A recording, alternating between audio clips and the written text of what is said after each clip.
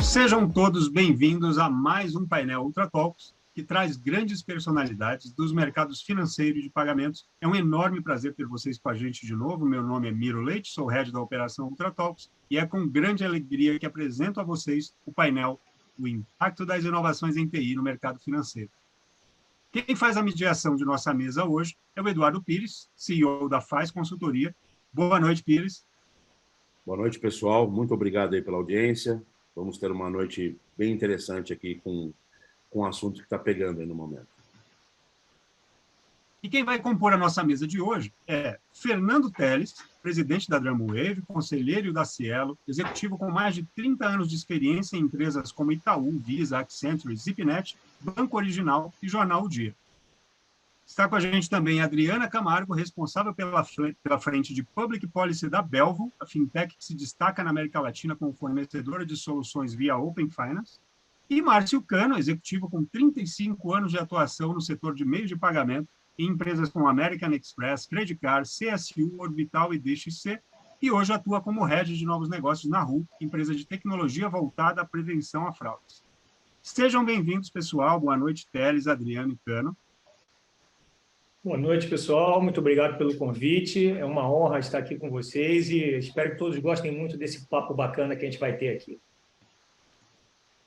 Olá, muito obrigada pelo convite. Prazer enorme estar aqui com vocês e tenho certeza que vai ser muito produtivo, muito interessante o debate que estamos começando agora. Boa noite a todos. Também é um grande prazer estar presente dentro desse painel e tenho certeza que ao final todos gostarão bastante desse bate-papo. O painel de hoje tem o apoio da Onitech, soluções para adquirentes, subadquirentes, bancos digitais e muito mais. E para saber mais sobre eles, entre em contato pelo site onitech.com.br, lembrando que a Onitech é com 2 N's. E contamos também com o apoio da Pagos, a Associação de Gestão de Meios de Pagamentos Eletrônicos. Durante o evento, quem quiser fazer perguntas, basta levantar a mão pelo menu da ferramenta, que abriremos o microfone e a câmera, ou pode lançar direto no chat, que vamos lendo e respondendo aqui com vocês. E quem quiser contatar os convidados, nós vamos postar daqui a pouco para vocês aí no chat os perfis de todos no LinkedIn. Daniel, a palavra é sua. Boa noite a todos, obrigado pela presença, pela audiência. Poxa, super prazer ter Teles, Adriana e Cano aqui com a gente, com a mediação do Pires. Então, hoje eu vou ficar só de ouvinte aqui para aprender com vocês, que vai ser sensacional. Bom evento, gente, super obrigado. Vai lá, Pirão. Valeu, Nery. Valeu, pessoal da Ultra Talks. Valeu aos grandes e ilustres convidados, Fernando, Adri e Cano. O tema é muito amplo, né? O impacto das inovações em TI no mercado financeiro. A gente está vivendo uma era de inovações gigantescas, constantes, e a cada dia a gente descobre uma novidade, mesmo a gente que já tem um tempinho de mercado. Então, para respeitar o tempo, para respeitar a profundidade do tema, para que a gente consiga ter alguma profundidade, a gente resolveu olhar para 3 macrotópicos que acabam interagindo com uma série de outras novidades. Nós vamos olhar muito para essa questão dos dados, né, da gestão de dados, do quanto os dados das pessoas são importantes. A gente vai olhar para a inteligência artificial e a gente vai olhar para a Open Finance. Acho que com esses 3 macrotópicos a gente consegue aí passar por essa questão das inovações de uma forma bem interessante, com um nível de profundidade que permita a gente respeitar aqui o tempo do nosso papo. Se a galera achar que falta muita coisa, a gente não tem problema em fazer episódios 2, 3 e 4. Bom, como já foi apresentado, Fernando é um empreendedor de tecnologia, está na ponta desse negócio, desenvolvendo tecnologias disruptivas. O Cano é um executivo qualificado, um cara que distribui essas tecnologias há muito tempo e sente na pele o que são esses impactos, né? As novidades, o quanto isso pode facilitar ou dificultar a vida de quem distribui tecnologia. E a Adri, que é a pessoa aí do arcabouço regulatório e filosófico, que tenta entender como a sociedade e o indivíduo precisam lidar com essas inovações, como que as instituições podem ou não nos defender de possíveis problemas com essas inovações e como a gente pode trazer maiores benefícios nos aproveitando delas.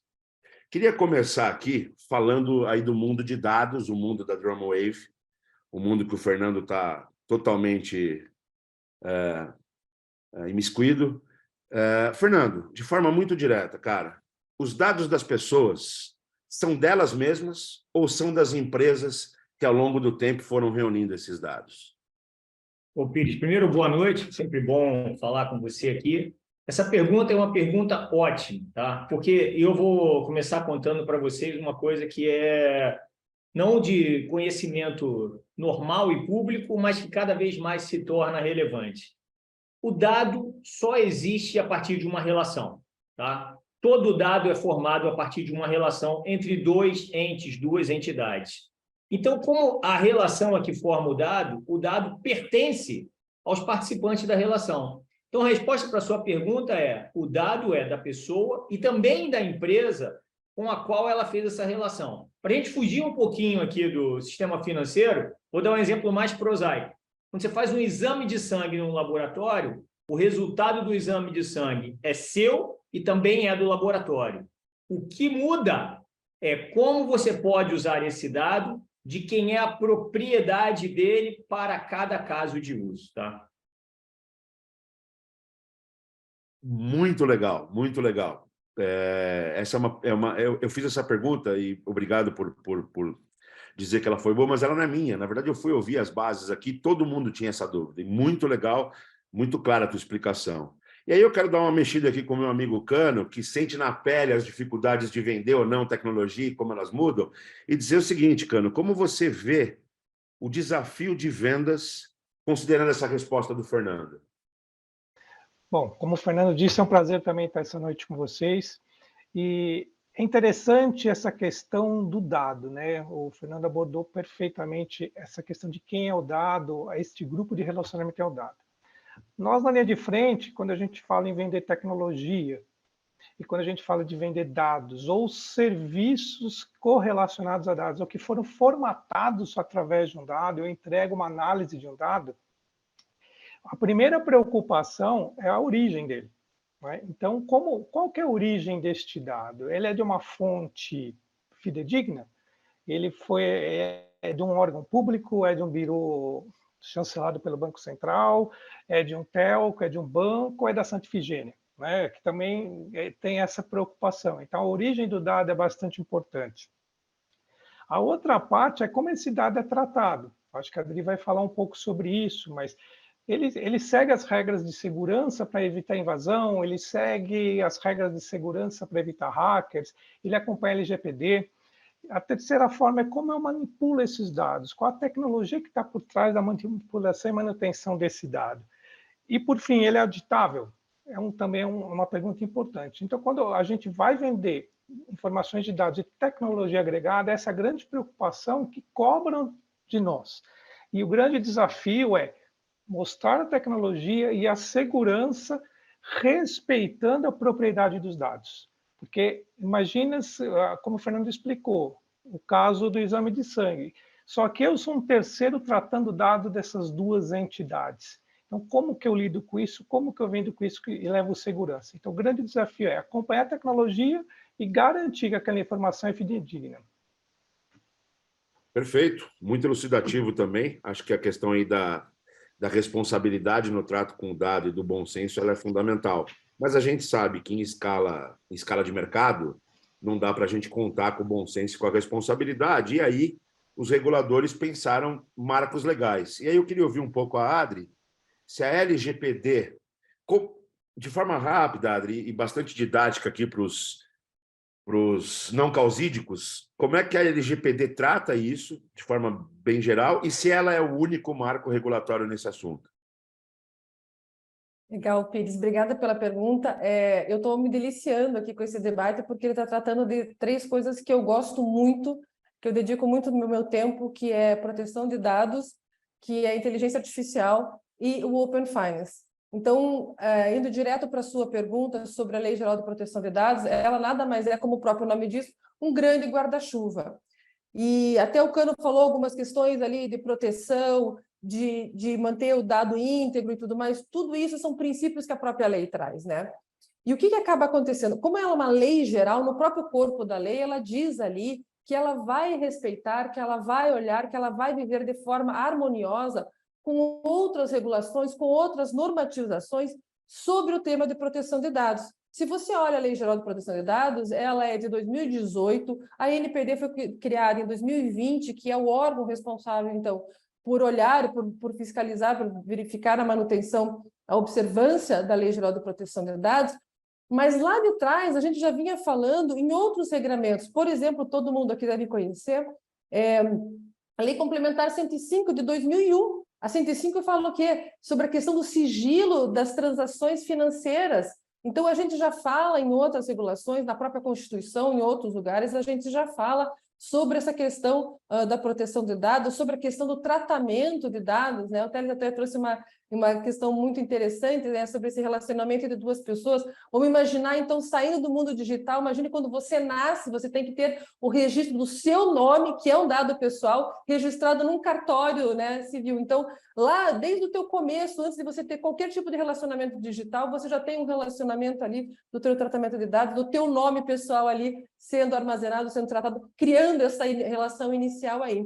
Então, quando a gente fala dessa questão da proteção de dados, da lei, a lei é esse grande guarda-chuva. A gente tem acompanhado aí que a NPD, como regulador responsável pela implantação dessa lei, vem fazendo consultas públicas, vem querendo fazer essa gestão em conjunto com os demais organismos e com as demais legislações e normas que tratam de dado pessoal. E falando especificamente do último ponto que nós vamos tratar aqui nessa noite, que é do Open Finance, o próprio Open Finance fala ali que o compartilhamento de dados pessoais, de dados financeiros do indivíduo, se dará através do consentimento. E o consentimento é uma das bases legais que é trazida pela Lei Geral de Proteção de Dados. A gente tem arestas, coisas da melhora? Temos. Estamos em construção? Estamos em construção. Mas eu vejo um caminho bastante interessante aí, e a Lei Geral de Proteção de Dados, ela, na verdade, não vem proibir, não é um bloco, não vamos fazer negócio, mas é como continuaremos fazendo negócio de forma salutar, transparente e perpetuando os nossos negócios, os nossos relacionamentos com os nossos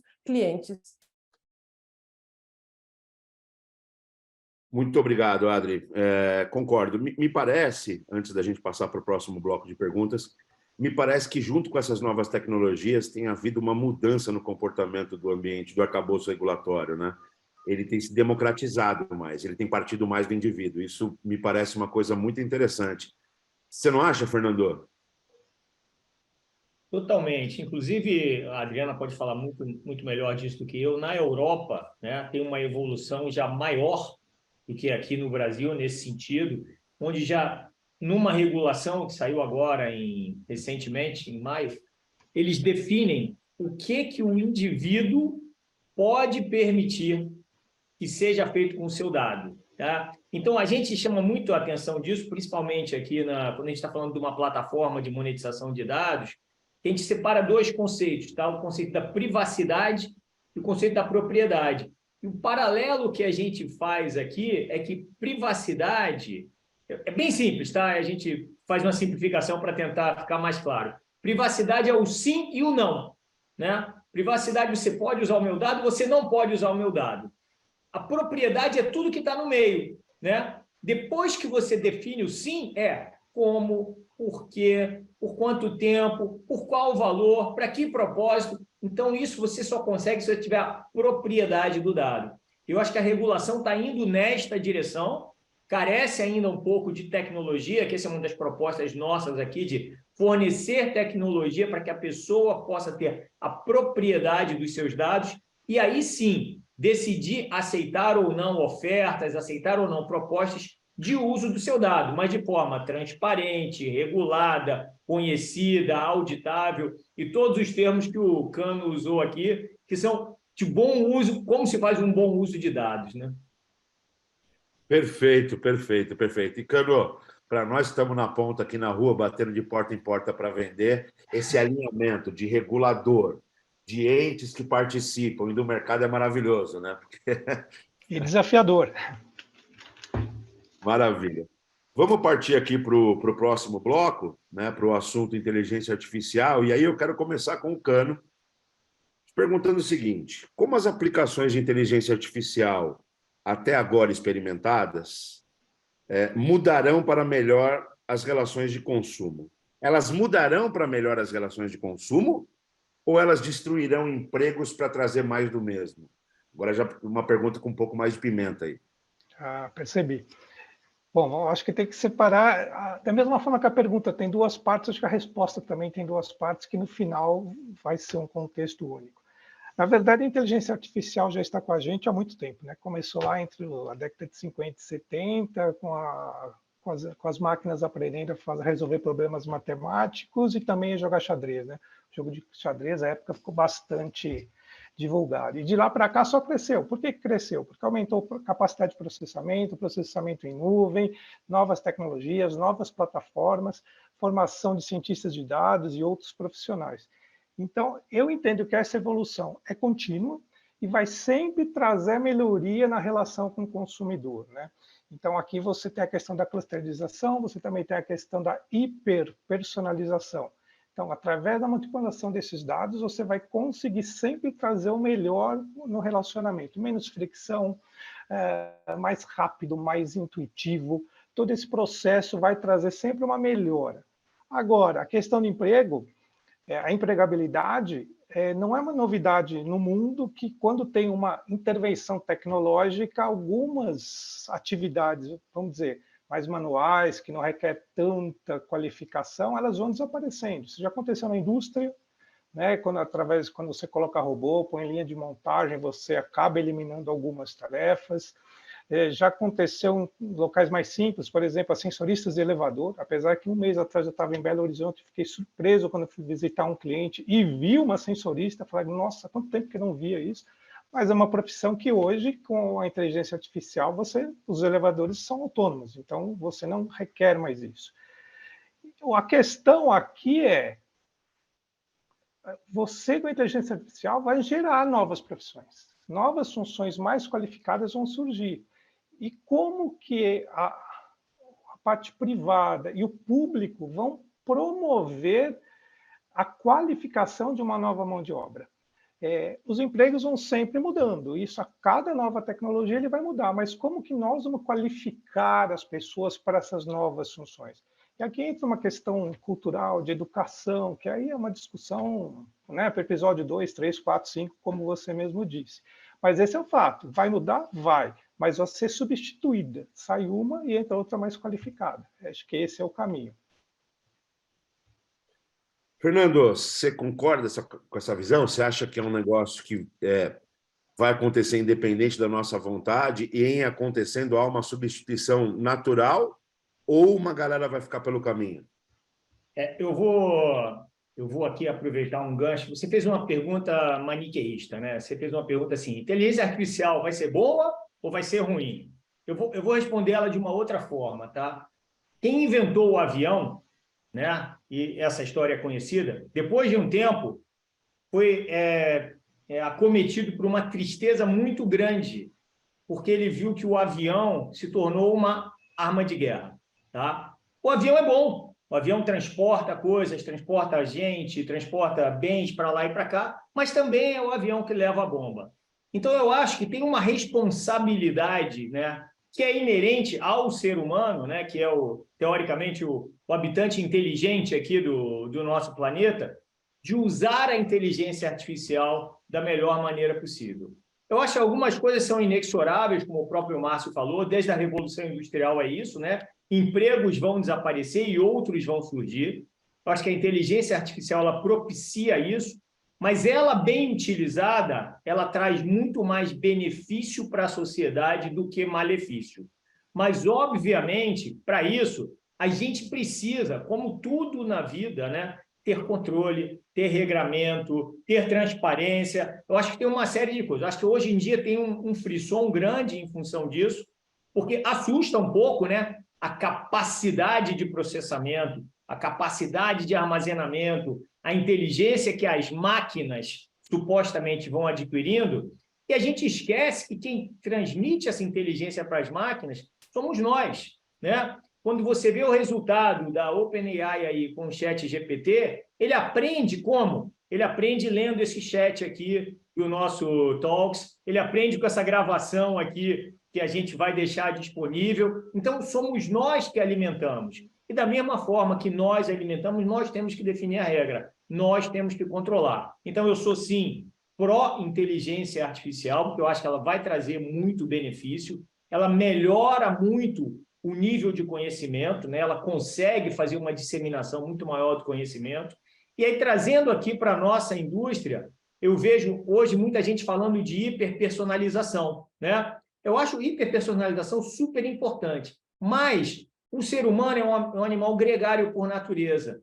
Então, ninguém quer ter um negócio extremamente personalizado se você não souber o que o Pires está fazendo, o que a Adriana escolheu, o que o Márcio Cano compra. Então, na verdade, a inteligência artificial vai trazer isso. O gerenciador financeiro, o planejador, ele vai te dar informações de você saber como é que as pessoas semelhantes ou diferentes de você se comportam para que você possa tomar decisões melhores, né? Eu não quero saber coisa que só é boa para mim.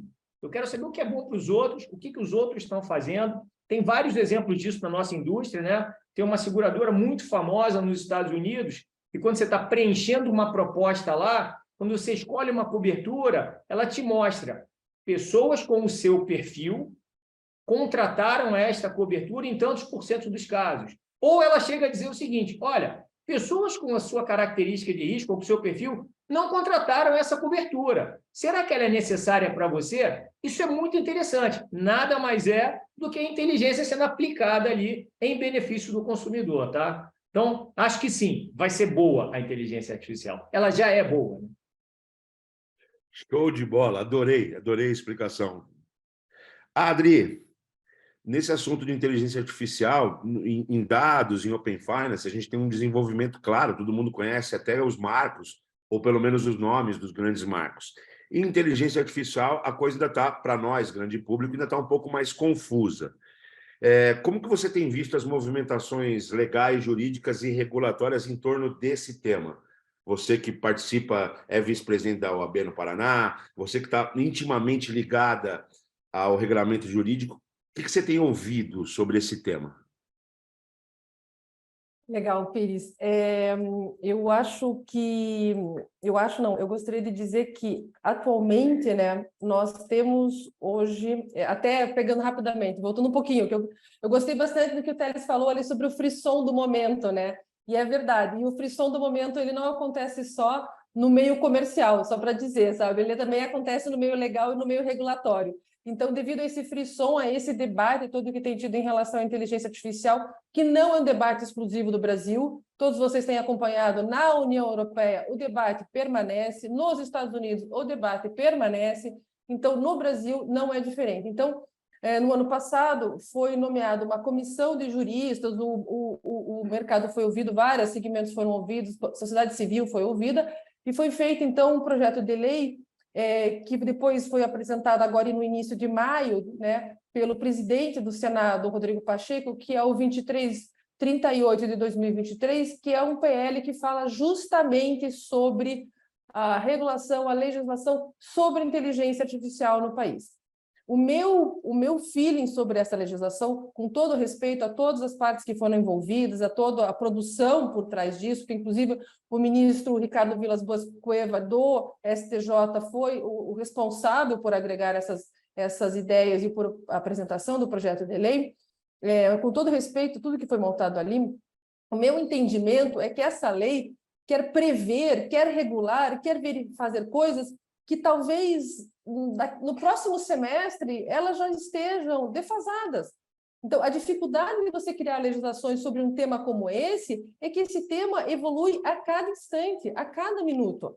Então, é muito complicado nós fazermos, este é o marco da inteligência artificial para o Brasil. Se daqui a pouco tempo esse marco vai se mostrar obsoleto. Por outro lado, tem um outro projeto de lei que deve ser analisado de forma conjunta com esse novo PL do Senado, que é o PL 21 de 2020, que tem uma outra abordagem, que, ao meu ver, é uma abordagem mais inteligente, que é uma abordagem principiológica. Vamos falar um soft law sobre o tema, entendeu? Porque justamente dá um norte, porque a gente tem uma série de regramentos já que nos falam sobre responsabilidade civil, sobre o direito de reparar. A gente fala muito dessa questão de risco, né? Da análise baseada em risco. Então, vamos analisar, e com base nisso nós vamos dar ali as diretrizes que nós vamos ter. Então, o meu ponto é que precisamos de balizas? Precisamos, entendeu? Mas a forma com que nós vamos fazer isso, porque existem também aqui no Brasil uma questão muito interessante, que são as leis que pegam e as leis que não pegam. Existem leis que acabam não pegando, a gente sabe disso. E o que é pior ainda, que eu acho mais complicado ainda, é você ter que judicializar as questões legais, ou seja, levar para um Supremo para debater uma lei que poderia ser muito mais bem redigida e aplicada ao caso concreto. O problema da gente querer fazer uma legislação tão fechada, tão restritiva, é que a inovação vai ser podada. E que, muitas vezes, esta inovação, que poderia, inclusive, trazer melhores serviços, a gente falou da hiperpersonalização dos serviços, né? Vocês trouxeram aqui, mas eu ainda vejo uma camada da sociedade que gostaria de ter acesso a determinados serviços, como serviços financeiros, por exemplo, e ela está à margem disso, a gente não consegue enxergar. Então, será que a inteligência artificial não nos ajudaria a enxergar essas pessoas através da coleta e análise do dado dessas pessoas, que ainda que elas não tenham ali cartão de crédito, milhagem, mas elas têm uma conta de luz, elas têm um CPF que elas deram quando elas foram adquirir um celular, e hoje o Brasil é um dos países que mais tem celular por pessoa no mundo. Então, essa pessoa tem uma rede social, ela tem hábitos, ela é uma pessoa atuante digitalmente. Então, será que a gente não poderia olhar para esses dados dessa pessoa e começar a criar para ela produtos e serviços que hoje ela gostaria de ter acesso e não tem? Então, é nesse ponto também que eu fico pensando que é um debate que a gente tem, isso é super importante, eu sou uma entusiasta do assunto, acho que o Brasil está, sim, num bom momento, porque nós estamos debatendo, ou seja, a gente não está ignorando o problema, nós estamos enfrentando de frente o problema. Então, isso é extremamente importante, extremamente valioso, mas a gente tem que olhar também até que ponto a gente quer proteger o indivíduo e o indivíduo quer ser efetivamente protegido disso, né? Então, eu acho que talvez, em vez de ficar pensando em criar legislações super severas, fiscalização, quem será a agência que vai fiscalizar a atuação da inteligência artificial? A gente deveria entender o seguinte: como é que a gente educa as pessoas sobre o que é inteligência artificial? E mais, a própria legislação, né? O que é inteligência artificial para fins de nós colocarmos na lei, né? A lei vai regular a inteligência artificial, mas, ok, e o que é inteligência artificial? O que é ela, né? Então, eu acho que a gente está num bom começo, a gente está num debate aí, as propostas estão postas no Poder Legislativo, o Poder Legislativo é, inclusive, a Casa do Povo, então eu chamo a todos aqui que participem desses debates, que acompanhem esses debates. Vocês elegeram as pessoas que compõem hoje os poderes legislativos, então vamos acompanhar, vamos cobrar, vamos atender a esse tipo de situação. E o debate está posto, e eu acho que a gente está no caminho certo, mas a gente ainda tem muita coisa para criar e para construir, inclusive quando a gente fala de inteligência artificial no Brasil. Nossa, uma aula bem legal. Seguindo aqui para o próximo bloco, vocês sabem que eu acho super interessante. Eu separei os 3 blocos para dizer o seguinte: em LGPD, depois de uma discussão grande envolvendo sociedade civil, envolvendo todos os players, envolvendo o mercado, saiu uma regra mais dura, né? Ou pelo menos com uma pegada mais prudencial mesmo. A gente vai ver que em Open Finance surgiu um regramento, mas ele estabeleceu muito mais as balizas, como disse a Adriana. Ele tem uma personalidade diferente. O regramento é um pouco diferente. E eu vi a PL 2338 e achei que ela veio, parece que extemporânea, ela veio dura demais para talvez, nos nossos 3 pontos aqui, talvez o ponto mais fluido de todos, ela veio. Então, muito legal essa tua colocação, Adriana. Você tem alguma coisa, Fernando, a dizer sobre esse ponto da regulação, isso que a Adriana trouxe aqui de forma muito feliz para a gente? Olha, eu acho que, do ponto de vista de sistema brasileiro financeiro, sistema de pagamentos brasileiro, eu acho que a gente é benchmark para o mundo, tá, Pires? Eu acho que a gente, assim, seja por fatores positivos ou não tão positivos, eu vou citar alguns aqui. A fraude, por exemplo, trouxe uma quantidade de inovação para o mercado de meio de pagamento no Brasil que você só viu acontecendo no resto do mundo alguns anos depois, né? Alguns anos depois. Mesma coisa a gente pode falar da inflação, a mesma coisa a gente pode falar de todo o prazo de liquidação aqui. Ou seja, isso trouxe para nós aqui no Brasil um nível de desenvolvimento tecnológico, processual e de inovação, né, no segmento financeiro de pagamentos muito grande. E faz também com que esta regulação que venha, ela tenha que estar no mesmo nível dessa complexidade, né? Há um tempo atrás, alguns anos atrás, eu vi muita gente falando dos chineses, e aí eu vi uma pessoa fez um comentário assim, falou assim, olha, os chineses não vêm para o Brasil porque a legislação tributária aqui é tão complexa que eles não conseguem entender e saber se eles vão ganhar dinheiro ou não, né? Isso é uma característica de Brasil, a gente chama isso aqui das jabuticabas. E eu acho que o trabalho que o regulador vem fazendo ao longo do tempo aqui no Brasil é digno de aplauso, tá? É digno de aplauso. Hoje a gente está um passo à frente de vários países e países desenvolvidos no que tange à regulação do sistema financeiro. Você vê que mesmo quando há essas intempéries no mercado, o mercado brasileiro reage muito bem. Muito bem. Outro dia eu estava brincando aqui com um amigo meu, começou essa quebradeira de banco regional nos Estados Unidos, Silicon Valley Bank e tal. Aí eu virei para o amigo e falei assim, já eles vão descobrir um ProEra americano. E assim, se você para pensar, o ProEra foi feito aqui há 20 anos atrás, gente. Não foram 20, mas foi em 94, tá? Então, foram 30, né?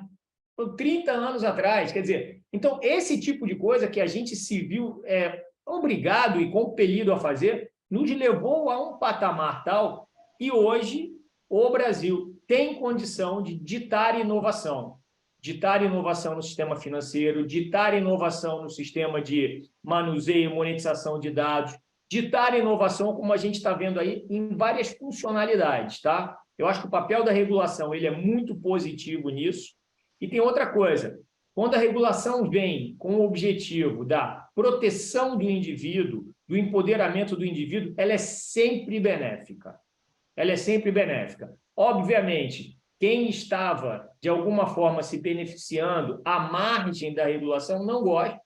Regulação é uma coisa que dá trabalho, né? Então, você tem que se adaptar a alguma outra coisa, a alguma nova regra, mas quando você olha no cômputo geral e ao longo dos anos, todas as regulações que aconteceram aqui, na minha visão, elas foram positivas, tá? Excelente. Eu, particularmente, corroboro o teu pensamento, acho isso mesmo, tenho orgulho do pensamento prudencial dos nossos reguladores. E ele, durante um tempo, aí, de 15 anos para trás, ele foi muito prudencial, mas talvez tivesse que ser por conta das nossas jabuticabas, e hoje ele está aproximando, ele manteve desenvolvimento nesse lado prudencial, mas está aproximando do business, e eu acho que está bem legal mesmo. Isso dá o gancho, Adri, para a próxima pergunta que eu começo com você no próximo bloco, é o seguinte: você crê que os conceitos de Open Finance e Open Banking, principalmente o jeito brasileiro de fazer isso, é o regulador agindo como engenheiro de produtos, muito além da questão prudencial?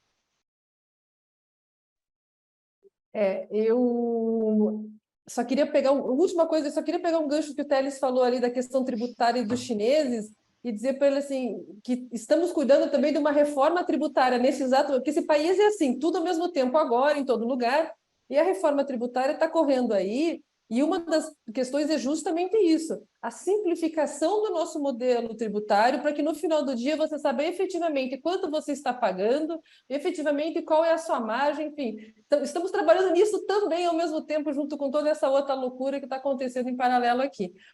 Mas falando sobre o Banco Central do Brasil, eu sou fã do trabalho que o Banco Central do Brasil vem fazendo.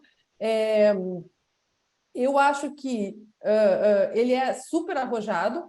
Para quem acompanha o Open Finance, a gente está iniciando aí a 4ª fase do Open Finance, que é justamente quando ele passa a ser Open Finance, muda de Open Banking, que eram dados bancários, para o Open Finance, que são dados financeiros, então capitalização, entra agora os seguros, Open Insurance, enfim,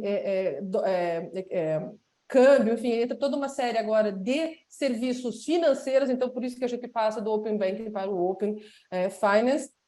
O ritmo, ele é um ritmo aceleradíssimo, né? O pace é puxado mesmo. Não, por favor, se alguém do Banco Central estiver nos ouvindo, por favor, não é uma reclamação, é só uma constatação. A gente está trabalhando muito, né? Uma das preocupações que a gente tem é que o atual presidente, o Roberto Campos, é quem vem dado esse tom, né? Vem ali mantendo esse pace tão corrido em relação ao Open Finance. A nossa expectativa é saber, com uma eventual mudança da gestão ali, qual será o entendimento do novo presidente em relação ao Open Finance, como é que ele vê a continuidade desse processo, né? Porque hoje nós vamos entregar aí uma série de implementações num prazo bastante exíguo. Então, a gente está sendo assim, está sendo super arrojado, super desafiante, mas é um projeto apaixonante. Mas eu entendo que, se não fosse o Banco Central tomar a frente dessas iniciativas, elas não teriam saído do papel. Por exemplo, algo que acho que é de conhecimento de todos, antes do PIX ser lançado pelo Banco Central, o Banco Central foi ao mercado e perguntou e postulou se alguém da iniciativa privada tinha interesse em tocar o projeto, e ninguém teve interesse em tocar esse projeto, e hoje o PIX é o meio de pagamento mais utilizado no país, né? Então, eu vejo com bons olhos, eu entendo que existe uma série de críticas, mas assim, só para as pessoas também entenderem, não é simplesmente que o Banco Central pode fazer o que ele quer. Por exemplo, sinto um exemplo claro, todo mundo está falando do Real Digital, a gente vem participando de todos esses processos, o Real Digital, o time que vem tocando o Real Digital vem promovendo fóruns e tudo mais, mas, por exemplo, nós temos que fazer uma alteração na legislação brasileira, porque o Banco Central só pode ter papel moeda, né? E nós estamos falando do Real Digital e ele não é um papel moeda, então a gente tem que fazer, inclusive, uma alteração legislativa. Essa proposta de alteração legislativa ela já foi apresentada às câmaras legislativas aqui do Brasil, porque a gente tem que mudar, inclusive, o texto legal sobre isso. Então, assim, a gente fala assim, que o Banco Central é o regulador empreendedor, né, e tal. Mas se não fosse pela essa atuação do Banco Central, nós não estaríamos nesta pegada, nós não estaríamos nessa evolução. E o Banco Central não estaria hoje sendo reconhecido como o Banco Central mais inovador do mundo, né? Que foi um prêmio que eles ganharam agora recentemente em 2023. E a ideia, quando você vê nas apresentações, inclusive do Roberto Campos, ao final, que ele apresenta ali o Super App, tudo vai convergir no mesmo lugar. Então, você vai conseguir fazer tudo num único lugar, numa experiência mais fluida, com mais controle ao usuário, né? Então, assim, a gente fala da Lei Geral de Proteção de Dados Pessoais, do indivíduo, do usuário, mas, no fundo, são todos eles a mesma pessoa. E é tudo isso que nós construímos para entregar para esse indivíduo, para esta pessoa, né?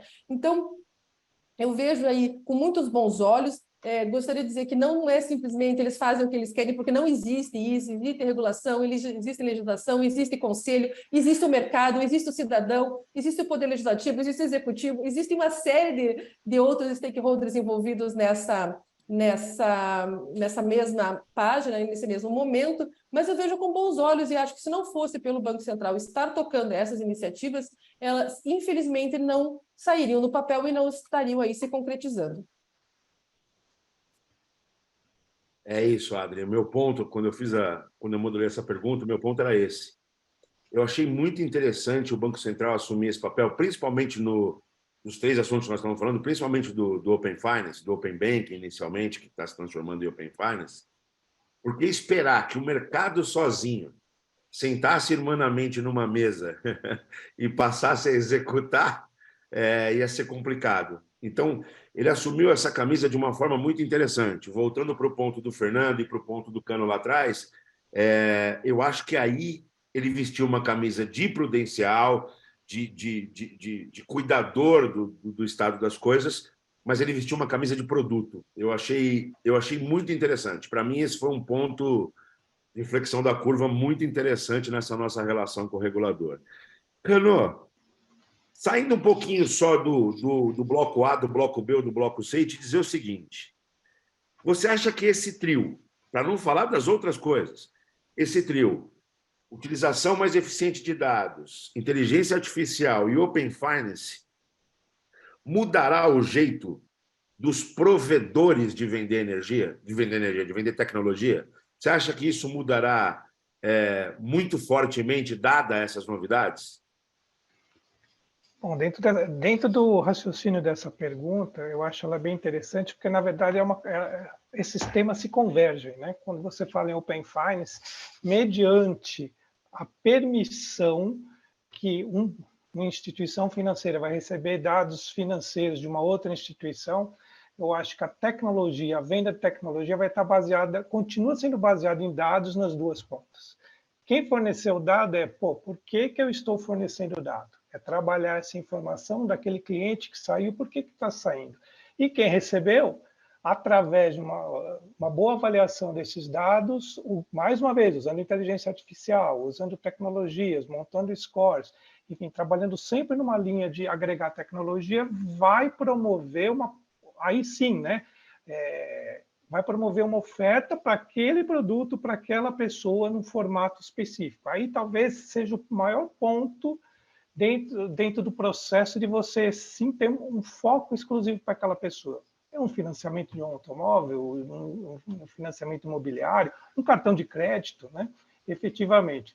E eu só queria voltar um pouquinho atrás, Pires, só assim, eu acho que toda essa regulação que a gente tem, se a gente pegar cartão de crédito, quantos produtos novos foram criados em cima dessa regulamentação? Né? Então, por exemplo, o crédito rotativo foi regulado. O faturamento, né, você fazer o parcelamento da fatura é regulado. E quando você conversa com pessoas de fora do país, o Teles muito provavelmente já conversou com inúmeras pessoas que querem chegar no Brasil, para você explicar isso é muito grande, mas isso tudo é difícil de explicar. Mas tudo isso está regulado. Isso que eu acho importante. Então, ele tem uma cara de produto, mas um produto extremamente regulado, mas que não engessa as empresas. As empresas conseguem trabalhar, criar produtos flexíveis, produtos inovadores, e sempre com uma base de sustentação. Voltando à minha pergunta, eu entendo que a tecnologia a ser vendida é o aprimoramento dos processos de plataformas para você entender porque saiu e porque entrou, e se uma vez que entrou, como eu não perdo, como eu não vou perder isso? Como ele não vai para outra instituição? Eu acho que estão sempre juntas essas três informações. O Open Finance vem com essa finalidade, né, de promover mais, desburocratizar as coisas. E mais um ponto também, que a Adri citou numa outra passagem, que é como que eu trago pessoas que não são bancarizadas e que poderiam ser. Né? Mais uma vez, a regulamentação das IPs, das CDs, permitiu você atingir um público maior. Mas, nesse caso, eu estou atingindo certo? Eu realmente estou concedendo para ele só uma conta pré-paga ou eu posso dar algo mais? Né? A China tem exemplo de instituição que faz isso. A China é muita informalidade, então eles conseguem dar crédito lá. Por quê? Porque eles têm um modelo específico trabalhado para fornecer para este público. Por que não importar a ideia? Né? Então, acho que isso é bastante importante. Você vê, a gente está sempre falando da mesma coisa, né? Tratamento de dados, inteligência e como foi citado, a ética de fazer isso também. Né? É muito importante como você trabalha esse dado.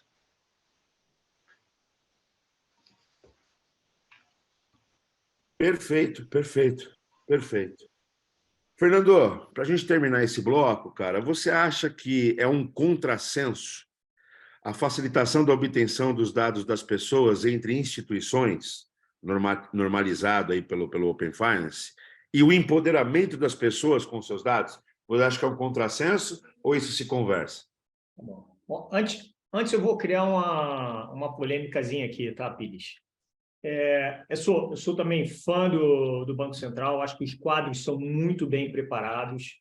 Eu não tenho esse receio que a Adriana mencionou, de que quando mudar a liderança, muda a forma dele encarar. A gente está vendo mudanças no Banco Central ao longo dos anos aí, e ele vem sempre andando numa linha bastante coerente, né? Obviamente, a diferença de política monetária, política fiscal, mas no ponto de vista da regulação, da inovação, isso eu acho que vem num bom caminho. Teve uma aceleração grande com o Ilan, com o próprio Roberto aqui, que são pessoas oriundas do mercado também, trouxeram isso. Mas a polêmica que eu queria criar foi um comentário que a Adriana fez, que antes de lançar o Pix, o Banco Central foi ao mercado perguntar se ninguém queria fazer. Houve, sim, empresas que não só queriam fazer, como fizeram, implantaram e foram impedidas por esse mesmo Banco Central de dar continuidade à operação durante um prazo de aproximadamente 12 meses.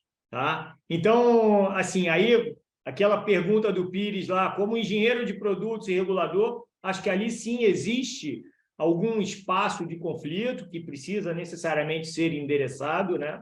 Porque a gente não pode interferir na competitividade de empresas privadas em benefício de nenhum outro tipo de tecnologia criada por outro engenheiro de produto aí, mas só queria deixar o registro aqui que a história passada, recente, mostra isso, né? Sim, havia uma solução implantada, disponível, um potencial de utilização de mais de 120 milhões de brasileiros, os detentores de celulares que utilizam um serviço de mensageria bastante conhecido, mas aconteceu isso, e aí vamos deixar isso só para lá, só para deixar o registro aqui.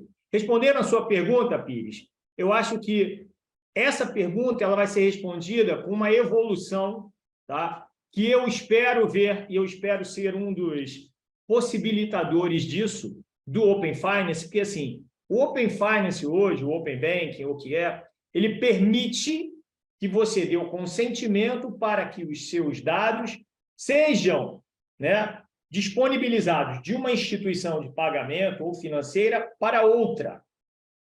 Ok? Tudo ótimo. Você, como proprietário dos dados, não tem acesso a eles. Você não consegue fazer nada com os seus dados. Enquanto a gente não desenvolveu o conceito de propriedade dos dados, isso tem algum benefício, mas é um benefício que é prometido, pode ou não ser realizado. Se o Open Finance fosse alguma coisa, e aí não só Open Finance, Open Health ou qualquer outra informação sua, que viesse para a sua posse, e você aí decidisse, olha aqui, instituição A, sabe esses dados meus que estão aí? Eu quero ele sob meu controle. Aí eu vou fazer uma pequena propaganda aqui. Nós desenvolvemos uma tecnologia onde, para você ter acesso a isso, você não precisa fazer o transporte de dados.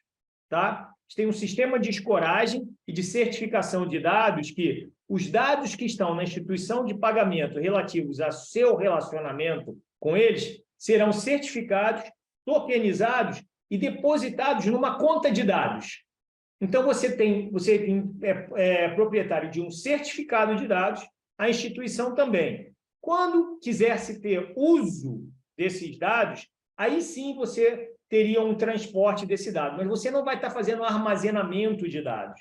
A gente separou o conceito de custódia de dados de armazenamento de dados. Tá? Então, a evolução que eu vejo e que eu espero conseguir trazer ao mercado é que você seja proprietário dos seus dados e aí você, de posse desse certificado, decida para qual instituição você gostaria de dar acesso, para que propósito, quando, durante quanto tempo, de que maneira e qual é a recompensa que você vai receber. Então, eu acho que é uma evolução. Open Finance já é um grande passo, mas a propriedade dos dados pelo indivíduo, ela é a mudança de paradigma. Ela simplesmente faz com que você se torne, como a gente chama aqui, rico em dados.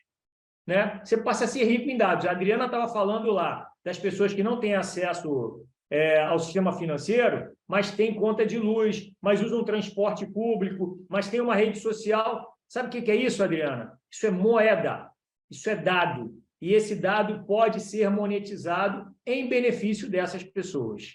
Tá bom? Então, desculpa a resposta tão grande, né? Excepcional, imagina. Cara, uma aula. A gente encerrou um pouco das discussões dos tópicos que a gente tinha colocado, e eu tenho agora, na verdade, 2 questionamentos mais filosóficos e endereçado aos 3. Vocês podem decidir a ordem de resposta, vocês podem responder juntos, vocês podem responder em jogral, considerando tudo que a gente falou até agora. O primeiro vocês creem que aí, biologicamente falando mesmo, ponto de vista de saúde física, nós estamos preparados para esse novo mundo de tecnologia? Que nossa vida será mais facilitada ou que nós sucumbiremos ao burnout, ao estresse absoluto e à consequente obsolescência? Essa é a primeira provocação filosófica. E a segunda a gente está falando até agora sobre a média do indivíduo. Mas quando se trata de indivíduo, a média pode provocar desvios muito complexos. E a gente sabe que a diferença de letramento tecnológico entre as pessoas é enorme. Esse é um fator. Esse acúmulo de tecnologia, a velocidade da tecnologia, tende a minimizar ou é um entrave ainda maior ao uso plano dessas tecnologias? Queria ouvir vocês um pouco sobre isso. Essa aí é aquela, né? Quem fala primeiro está ferrado, coitado. Mas tudo bem. Como mais velho aqui dos participantes, eu vou. Eu estava no mudo, Teles. Eu ia falar, Teles. Eu estava no mudo. Eu vou puxar isso aqui. Eu acho, Pires, que com relação a esse estar biologicamente preparado, eu acho que talvez eu não, tá? Porque eu sou de uma geração anterior que veio evoluindo com a tecnologia. Mas a geração mais recente, outro dia, alguns anos atrás, eu vi um pensador falar que é uma espécie diferente. Tá?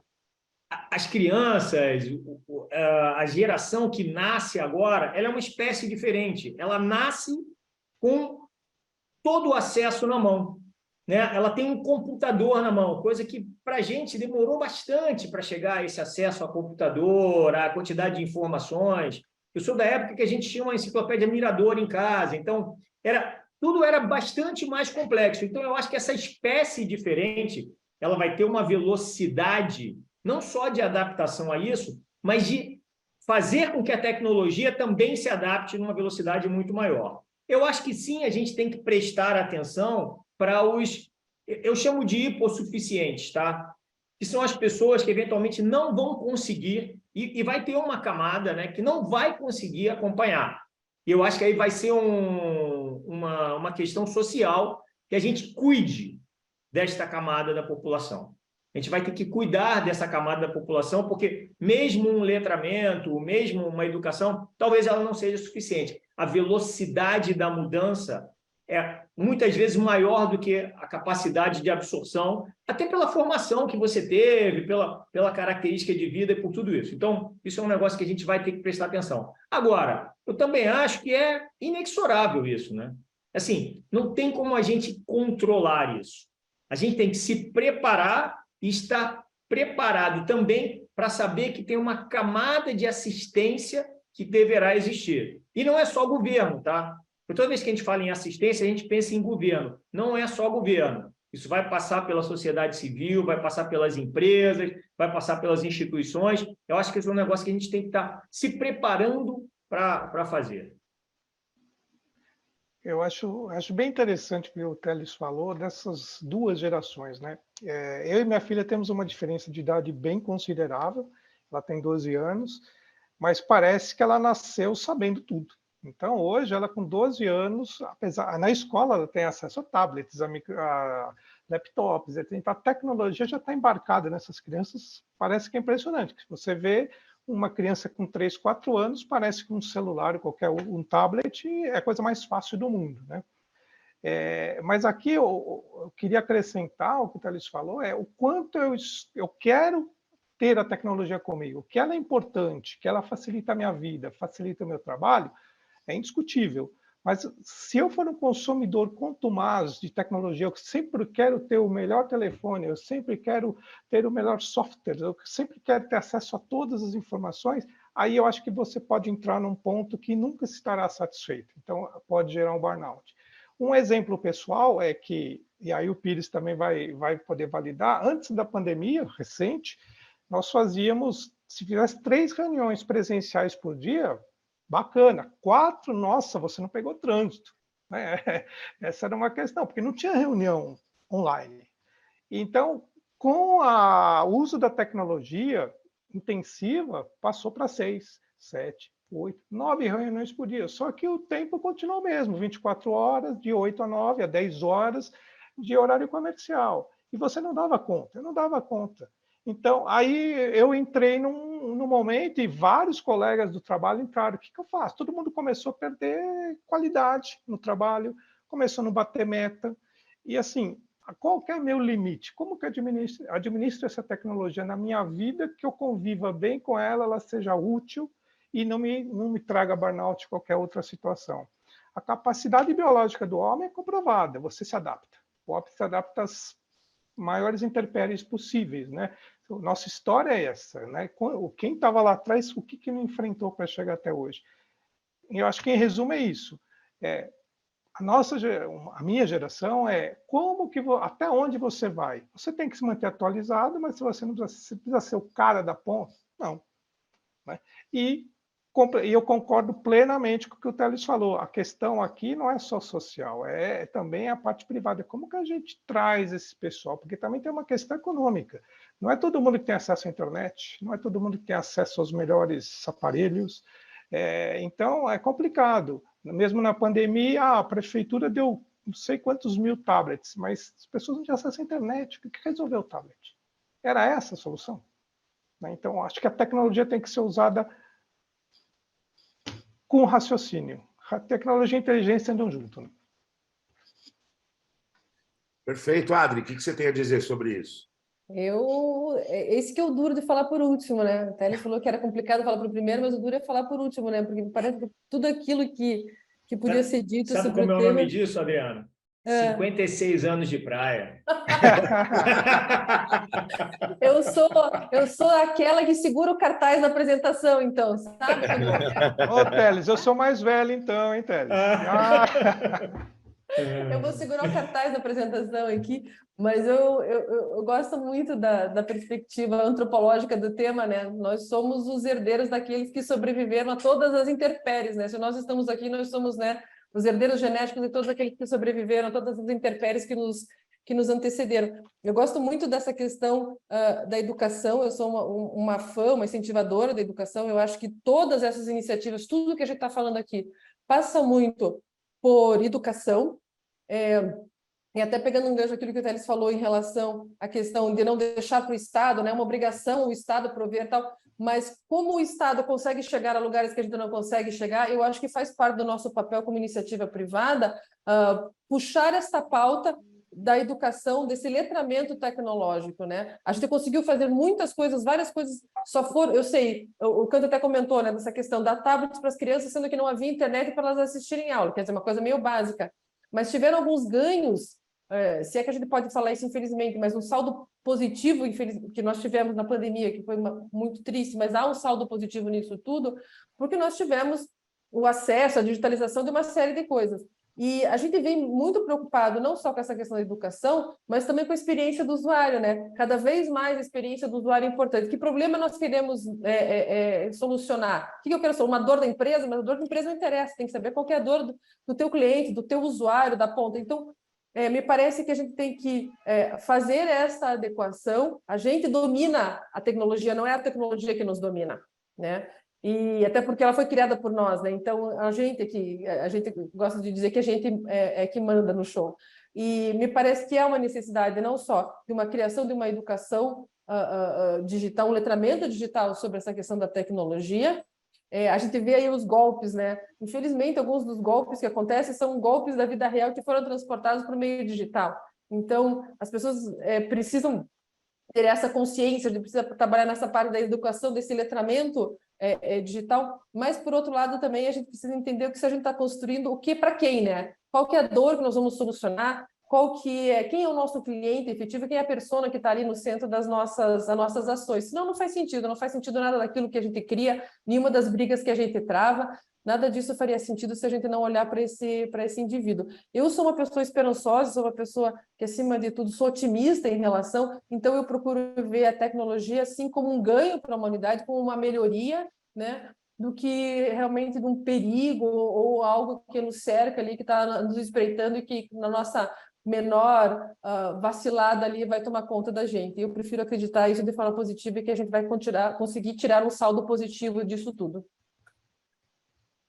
Maravilha, excepcional. Gente, a gente está chegando aí às 19 horas, 1 hora já de papo. Quando o papo é bom e com pessoas inteligentes e com um propósito muito parecido, o tempo flui. Eu vou passar agora a palavra para o meu amigo Miro. A gente tem algumas coisas aí para acontecer ainda, peço que as pessoas não saiam ainda, vai ter uma rodada de perguntas e tal, mas o Miro vai conduzir, e depois eu volto rapidinho para fechar. Bom, agora a gente abre literalmente a nossa parte de perguntas. Quem gostaria de fazer alguma pergunta, já levanta a mão, que a gente libera o microfone e a câmera, ou lança aqui no chat.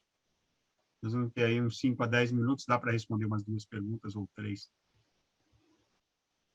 Então, obrigado, tá muito bom. O nível das discussões estão ótimas e estão se aprofundando bastante em termos.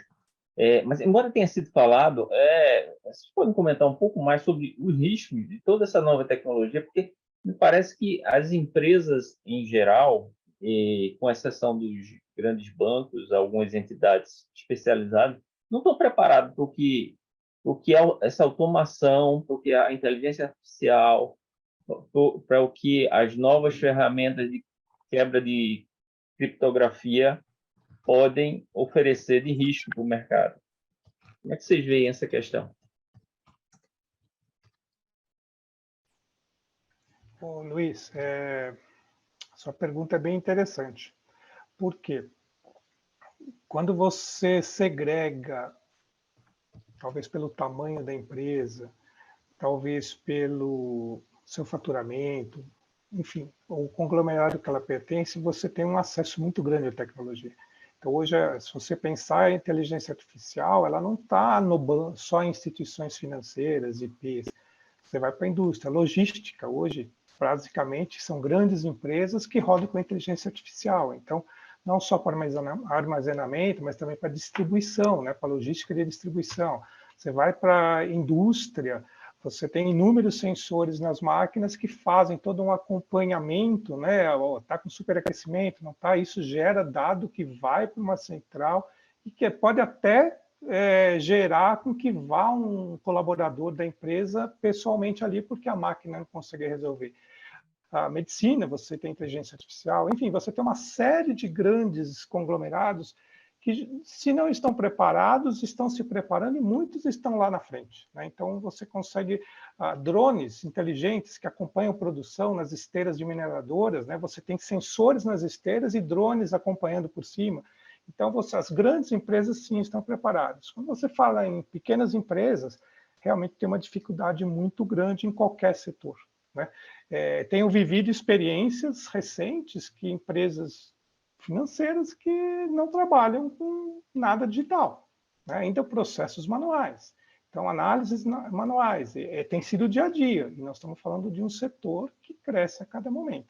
Então, eu acho que é uma questão de tempo, é uma questão das empresas crescerem, amadurecerem e até a tecnologia baratear para você ter a oportunidade de utilizar.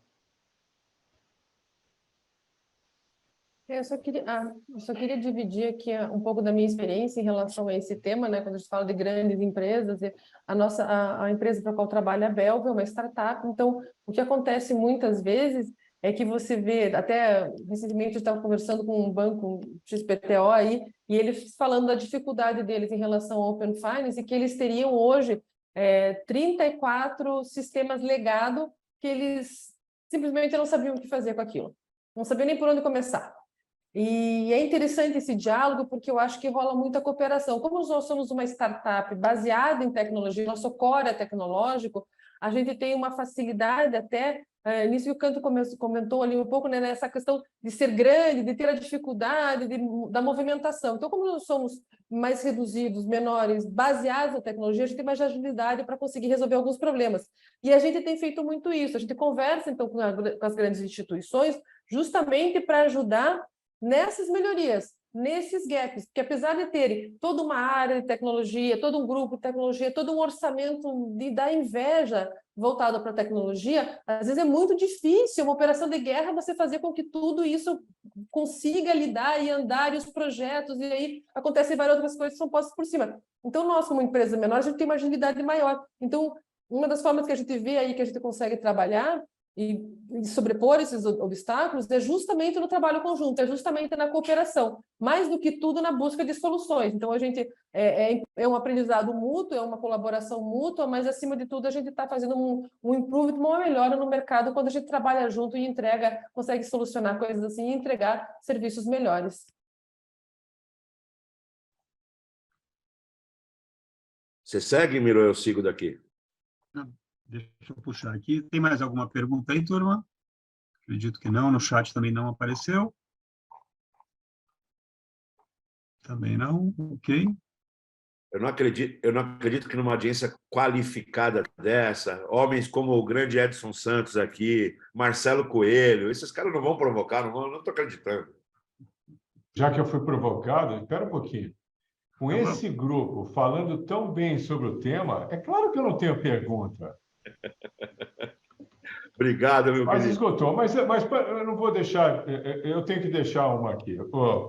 Eu adoro tecnologia. Eu brinco aqui que eu sou, comparado com a minha turma, eu sou mais velho que vocês todos aí. Eu vou fazer 67, então eu sou baby boomer e sou envolvido com tecnologia. Quem me conhece, está próximo, sabe que eu estou digital. Eu brinco aqui, até o cabelo eu ponho na nuvem todo dia. Então, o pessoal já sabe disso. Muito bem. Agora, eu adoro tecnologia, acho que ela vem para ajudar a nossa vida. Claro, sempre tem os exageros podem criar problemas. E a gente vai tratar disso e a garotada nova vai saber lidar com isso muito melhor do que a minminha geração e a geração X, que veio a Y, que veio depois, e todo mundo. Então, eu acho que isso se resolve. O que me incomoda, o que me preocupa não. O que chama a minha atenção é que o acesso à tecnologia, vocês já discutiram isso, as empresas grandes têm, em teoria, teriam a capacidade maior de acessar a tecnologia, mas no nosso setor, no setor de payments, a gente viu que os grandes que tinham dinheiro, tempo e gente, não fizeram bom uso de tecnologia. Foram as pequenas que foram capazes de criar coisas novas e trazer novidades que mudaram esse mercado e continuam mudando. Então, isso também não me incomoda. O que me chama a atenção é que a tecnologia avança muito rapidamente na mão de quem não deveria estar usando tecnologia. Então, a bandidagem usa a tecnologia e o que me preocupa é as gerações que não conseguem acompanhar e caem em situações terríveis. Nós tivemos uma notícia hoje de uma evasão em conta do Nubank, vocês já viram. Parece uma coisa tão imbecil, tão banal, mas a pessoa caiu. Caiu porque alguém usou algum... Óbvio que usou aqui o conceito de... como é que se diz? Engenharia social. A relação social, isso. Mas tem uma tecnologia por trás que poderia rapidamente assumir uma conta, assumir um dado e criar problemas sérios. E aqui a gente tem que trabalhar de forma colaborativa, como a Adriana mesmo colocou, para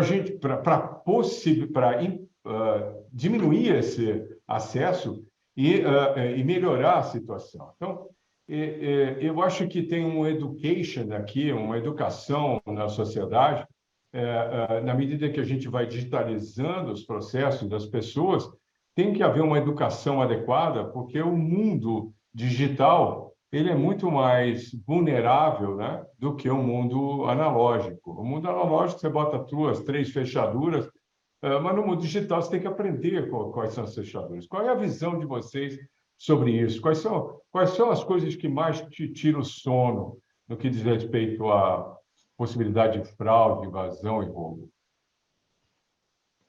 Posso começar? Vamos lá. Edson, aí também, falando até um pouquinho da empresa que eu estou hoje, é o dia a dia. Tá? O dia a dia da rua é justamente isso, é trabalhar no processo de prevenção a fraudes. E o que incomoda bastante, Edson, assim como você, é que nós, na verdade, estamos sempre correndo atrás. Né? O fraudador está sempre um passo na frente. Então, a mesma tecnologia que você aplica para crédito é a mesma tecnologia para você prevenir fraudes. E no dia a dia você vê casos assim espantosos, principalmente como trabalhamos com consignado, a gente vê muito golpe, muita invasão justamente no consignado do público que não tem acesso à tecnologia, não por não ter acesso, é porque não foi educado para isso, não vem sendo educado para isso. Então, a prevenção à fraude, eu acho que ela começa na concessão do crédito. O que eu percebo no dia a dia é que na concessão, aprovei o crédito, tá bom, mas espera aí, eu aprovei o documento correto, eu fiz a avaliação correta do documento, eu escorei o risco dele em termos de prevenção à fraude. Então, eu acho que é muito importante porque a fraude é contínua. Né? O Brasil é um exportador de fraudes. Né? Infelizmente, esse é um dado que nós temos essa característica. Aqui, México e Colômbia, mas o Brasil é pioneiro também nisso. Se é pioneiro em novas tecnologias, novos serviços, também é pioneiro em criar eventos de fraudes. Então, acho que as empresas, em todos os níveis, têm que se preocupar mais com isso e buscar serviços que deem mais suporte a eles. Mas a fraude, infelizmente, Edson, vai continuar, né? A gente de payments, antes é porque era tarja, depois porque era chip, agora com contactless. Então, quantas outras tecnologias surgirão e quantas outras tecnologias serão testadas pelos fraudadores? Então, aqui é sempre o preventivo.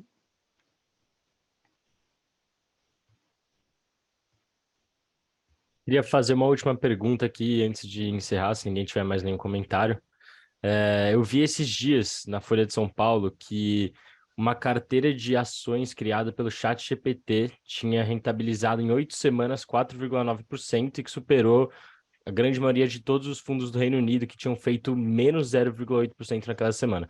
Não só na questão de segurança, do como pode ser usada essa tecnologia para invadir outros serviços, mas quantos outros serviços não poderão mais existir porque a inteligência artificial vai conseguir executar eles numa perfeição em que aquilo vai tornar assim, quase impossível de rentabilizar. Vamos supor, hoje a gente já tem muitas pessoas que criam bots de trade, né, para plataformas de trading, e, pô, eles são feitos a partir de aprendizados humanos. Se você colocar uma inteligência artificial para aprender ali e identificar padrões, talvez se torne um mercado inoperável no futuro, porque vão ser muitas executando a mesma coisa e aprendendo do mesmo jeito. Então, assim, a minha pergunta seria, em questões orgânicas, assim, que não são invasões, mas que realmente muitos serviços que deixarão de existir.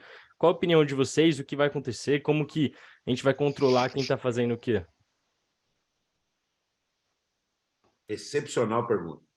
O Gabriel, eu acho que aí é onde entra o fator humano, tá? Quer dizer, ao longo do tempo, sempre surgiram inovações, sempre surgiram coisas que... E aí a gente chama isso das revoluções, né? Teve a revolução do PC lá atrás, muito antes de você nascer, que ninguém tinha acesso ao computador. E aí teve acesso ao computador e todo mundo achou, nossa, e agora? Como é que vai ser? O computador vai dominar o mundo. Depois teve a revolução da internet, né? E todo mundo começou a ter acesso a muito mais informação. Depois teve a revolução da mobilidade. Né? A revolução da mobilidade é que todo mundo agora não só tem acesso, como tem um computador na sua mão 24 horas por dia. E o que não existe e o que a máquina não vai conseguir fazer é a criatividade humana. Né? Não vai surgir um Leonardo da Vinci do ChatGPT. Não vai aparecer o Leonardo da Vinci, mas vai nascer um outro Leonardo da Vinci que vai solucionar questões como essa que você está falando. E o mercado também se adapta a isso, porque tudo não, é que eu sou bancário, aí eu ia dizer que tudo na vida se resume a um spread, né? que a diferença entre quem compra e quem paga e tudo reside nesse meio do caminho. Não é assim, a verdade não é essa. Mas se um mercado passa a não ter valor, outro vai surgir, outra riqueza será criada, outros artifícios serão incorporados. E só quem vai conseguir fazer isso é a criatividade humana. Não é o ChatGPT, não é um algoritmo. O algoritmo, ele parte de um conjunto de conhecimentos da criatividade humana. Então, isso é o que eu falei. Essas coisas todas, se a gente volta no tempo e estuda a história, várias dessas já aconteceram e falou assim, nossa, o mundo vai acabar. Desde o Malthus, né, quando achou que todo mundo ia morrer de fome, que a população ia crescer numa velocidade tamanha e não ia ter comida. Nunca aconteceu, porque descobriu-se novas tecnologias, agricultura. Então, assim, isso é um negócio para se prestar atenção, mas não é uma profecia de Nostradamus, entendeu? Não é uma sentença, não é uma catástrofe anunciada. Eu pelo menos, não acredito nisso. Ô, Gabriel, eu só acrescentaria ao que o Teles falou, o fator humano, né? O Elon Musk manda um tweet e derruba as ações. Não tem inteligência artificial que vá prever que ele vai enviar um tweet, né? O governo muda uma lei de uma hora para outra, ele não prevê isso. Ele vai aprender mais rápido? Sim, mas existe o fator humano, as situações que, né, explodiu uma refinaria nos Estados Unidos, sei lá, e derrubou as ações X, ou quebrou o banco ali. Ele não tem essa informação. Então, ele não vai substituir 100%. Sempre vai ter o fator humano, sempre vai ter o feeling. E também tem uma questão da ganância, né? O quanto que um trade quer fazer ou não. Mas eu concordo 110% com o Teles, eu só acrescentaria esse salzinho aqui, que tem ainda um fator humano que a IA não vai dominar mesmo num trade. Eu gosto, só para fechar aqui, eu gosto bastante dessa questão do feeling, né? O feeling, para mim, nenhuma inteligência artificial jamais vai substituir o feeling, né? O frio na barriga que você sente, isso jamais vai ser substituído. Inteligência artificial nenhuma jamais vai fazer.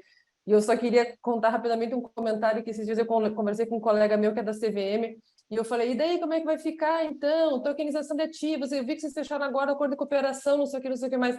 Ele falou para mim assim, Adriana, o que importa é de saber que vai ter alguém ali, uma pessoinha que seja, para a gente poder ir lá e gritar. É isso que importa. O que importa é a gente criar regulações que tenham um indivíduo, que aconteça algum problema, que dê alguma caca, a gente possa chegar na pessoa e dizer assim, escuta aqui, a responsabilidade é sua. Então não adianta inventar inteligência artificial nenhuma, alguém vai ter que pôr o CPF ali no final do dia, porque o regulador não vai deixar sem que tenha uma pessoa no final da fila para receber o xingo ali de alguma coisa errada que deu. Eu termino a minha fala com essa historinha que no final do dia o regulador é quem manda. Muito Obrigado, bom. pessoal. Miro? Bom, turma, chegamos até o nosso horário limite, que era 19h15, a nossa margem de segurança. Chegamos ao final do painel. Agradeço a todos em nome da UltraTalks. Hoje pudemos ter uma visão mais ampla dos impactos das inovações em TI nos mercados financeiros de pagamentos.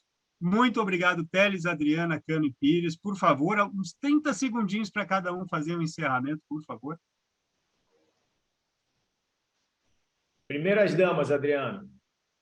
Agora não pode reclamar, Adri.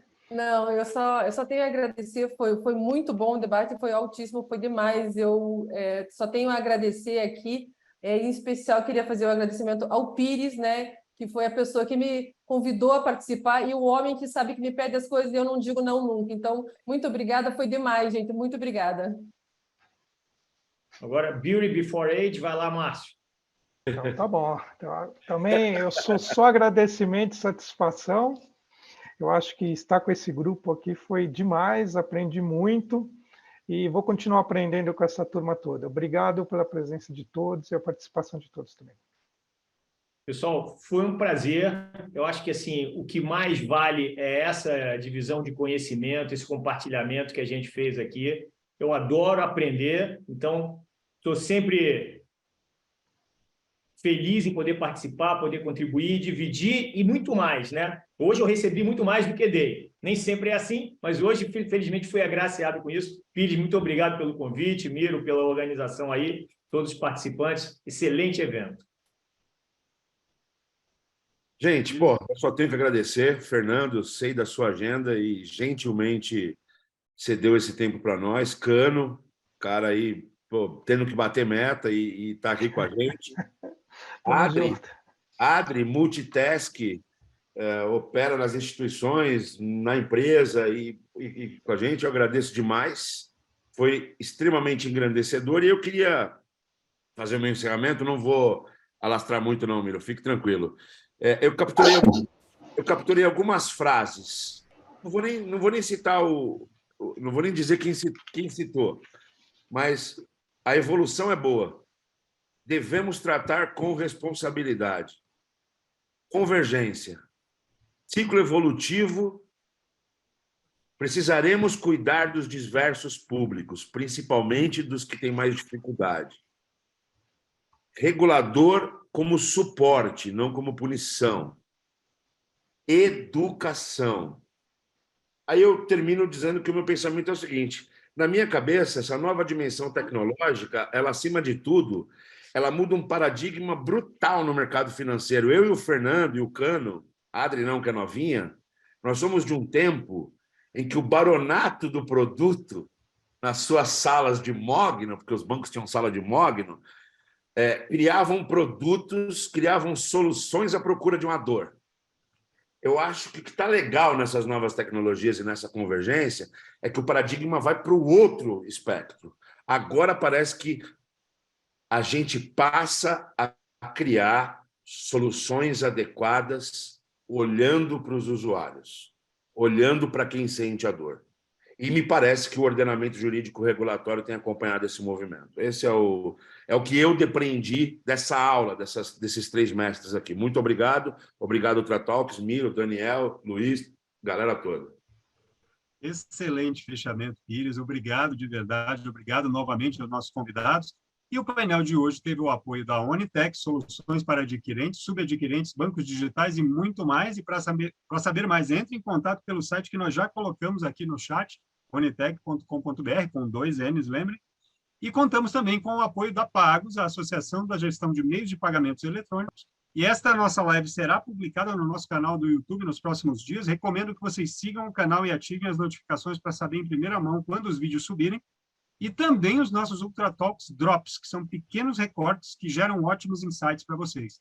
E sigam a nossa página do LinkedIn, onde teremos em breve um resumo dessa live em formato de artigo. Obrigado a todos, aguardamos vocês em nosso próximo Ultratalks daqui a 15 dias, em 21 de junho, quando falaremos com Carlos Augusto de Oliveira, trazendo outros aspectos desse tema, com a live O Futuro da Indústria Financeira, Inovação e Tendências.